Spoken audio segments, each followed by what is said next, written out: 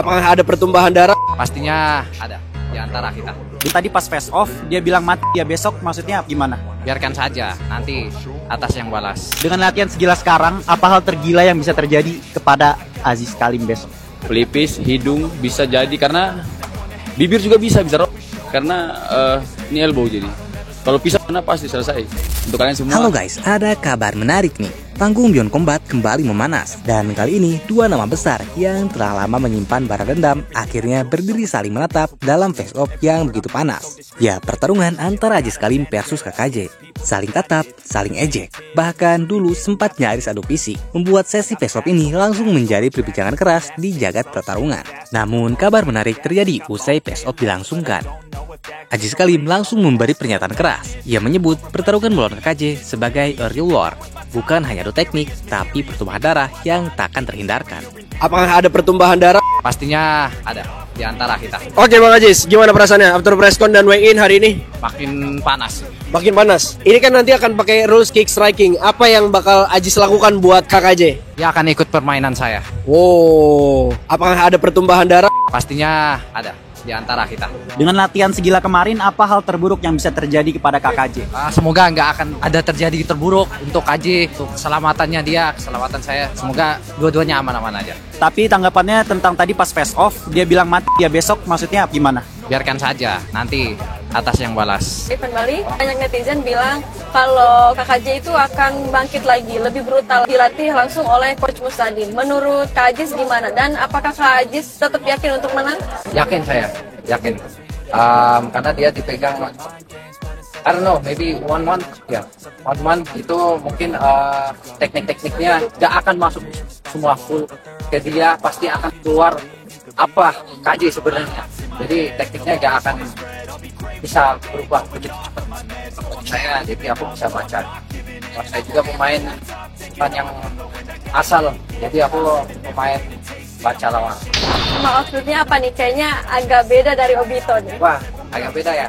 Ya memang aku udah misterius. Jadi beda-beda. Kalian akan lihat setiap presscon weigh in akan beda-beda tampil. Pernyataan ini tentu bukan asal bicara. Aziz Kalim dikenal sebagai petarung berdarah panas. Tak hanya mengandalkan teknik striking cepat, tapi juga mental baja di setiap laganya.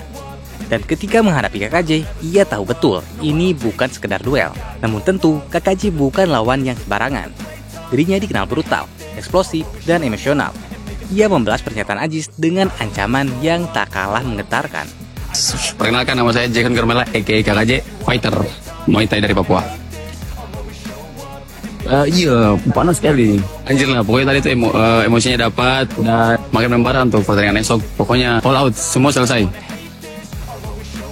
120, ini sudah aman, sudah siap tanding.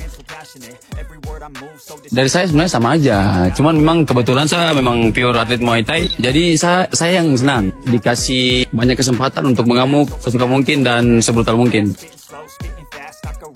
Target tergantung Aziz karena dia tipe pemain yang bukan yang jual beli pukulan, dia pasti akan cari ruang, jadi tergantung dia.